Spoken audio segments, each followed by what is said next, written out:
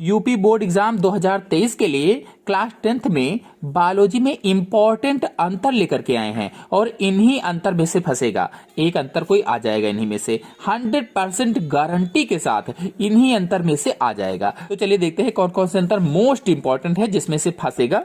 तो देखिए पहला अंतर है अलैंगिक और लैंगिक जनन में अंतर, एसेक्सुअल और सेक्सुअल रिप्रोडक्शन में अंतर बताना है। मोस्ट इंपॉर्टेंट अंतर है और कई बार परीक्षा में पूछा भी गया है। तो अलैंगिक जनन क्या है? जब जीव के शरीर से किसी भी अंग से नया जीव बन जाता है तो उसे ही अलैंगिक जनन कहा जाता है। जबकि लैंगिक जनन में नर व मादा युग्मक मिलते हैं। अगला है परागण और निषेचन में अंतर स्पष्ट कीजिए। तो परागण क्या होता है?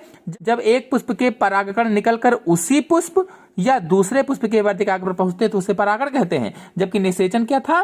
निषेचन में नर और मादा युग्मक आपस में संयुग्मित होते हैं तो उसे निषेचन कहते हैं। ये वेरी वेरी मोस्ट इंपॉर्टेंट अंतर बता रहे हैं जो परीक्षा में पूछे जा सकते हैं या पूछे जाएंगे। फिर देखिए अगला है स्वपरागण और परपरागण में अंतर। स्वपरागण क्या है? जैसे एक पुष्प है, इस पुष्प के परागकण निकलकर इसी पुष्प या इसी पौधे के किसी दूसरे पुष्प के वर्तिकाग्र पर पहुंचते हैं तो उसे ही स्वपरागण कहा जाता है। यानी जब एक पुष्प के परागकण निकलकर उसी पुष्प के वर्तिकाग्र पर पहुंचते हैं तो उसे स्वपरागण कहते हैं। जबकि परपरागण में क्या है? जब एक पुष्प के परागकण निकलकर किसी दूसरे पुष्प के वर्तिकाग्र तक पहुंचते हैं या दूसरी जात या उसी जात के किसी दूसरे पुष्प के वर्तिकाग्र पर पहुंचते हैं तो उसे ही परपरागण कहते हैं। तो स्वपरागण और परपरागण में भी अंतर कई बार पूछा जाता है। इन सब पर मेरे चैनल में वीडियो अपलोडेड है और डिस्क्रिप्शन में लिंक दे दिया है, वहां से जाकर के आप देख सकते हैं।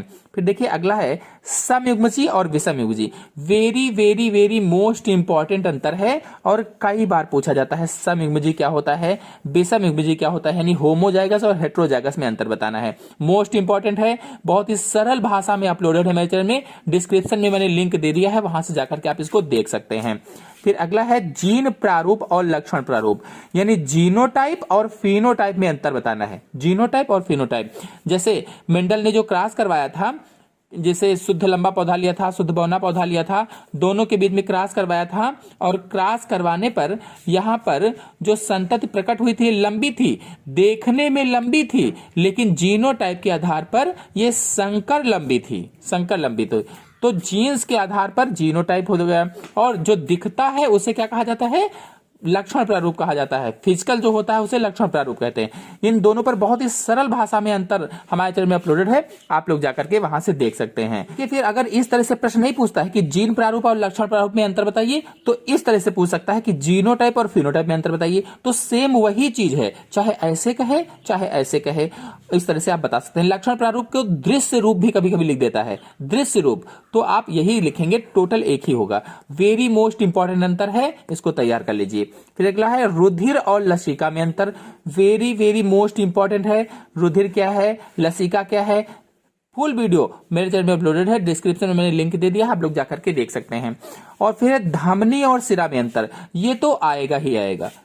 धमनी और सिरा में अंतर मोस्ट इंपॉर्टेंट है और गारंटी के साथ वेरी मोस्ट इंपॉर्टेंट है, आएगा ही आएगा। धमनी क्या होती हैं, सिराएं क्या होती हैं? तो धमनी में शुद्ध रक्त बहता है, ऑक्सीकृत रुधिर बहता है। जो सिराएं होती हैं इसमें अनॉक्सीकृत रुधिर बहता है।